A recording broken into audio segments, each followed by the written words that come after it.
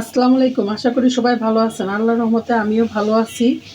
গিলা দিয়ে তো কত রকমই রেসিপি আপনাদেরকে দেখাইলাম।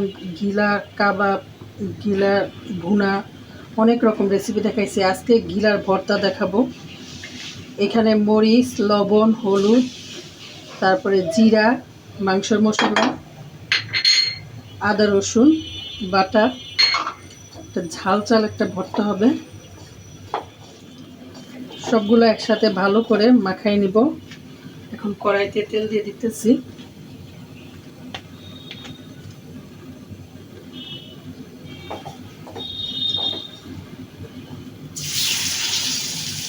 গিলাগুলি দিয়ে একটু ভাজবো।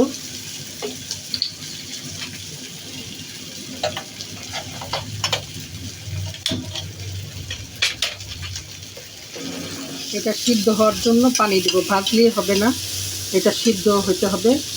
এই জন্য একটু পানি দিয়ে দিলাম, এটা সিদ্ধ হোক। এটা আস্তে আস্তে সিদ্ধ হতে। মরিচ আর রসুন এগুলো গিলা কলিজার সাথে একদম ভাজা ভাজা করব।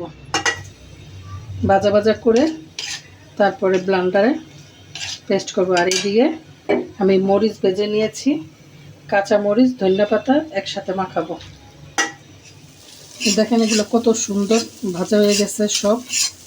এখন জালটা বন্ধ করে দিব, ঠান্ডা হোক। এটা চুলার জালটা বন্ধ করে দিলাম, এটা ঠান্ডা করে। এদিকে আমি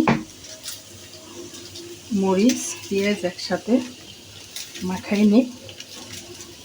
আমি লবণ চেক করে, ওটা ব্লেন্ড করার পর লবণটা চেক করে দেখব, লবণ লাগলে দিব, না হলে দিব না।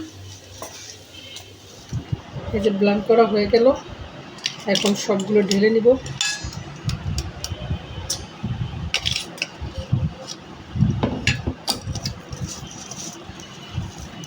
এত মজা এই ভর্তাটা, বিশ্বাস করেন যদি না বানায় খান তাহলে বুঝবেন না।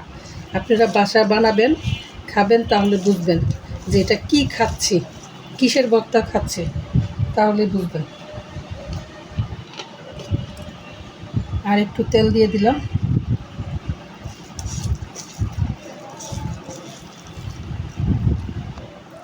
এই যে লবণ দিয়ে দিলাম।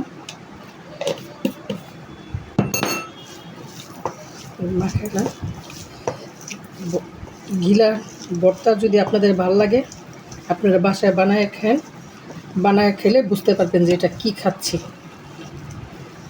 অসাধারণ একটা ভর্তা এবং অনেক মজা। আমার ভর্তা রেডি। আজকের মতো শেষ। আল্লাহ হাফেজ। আসসালামু আলাইকুম।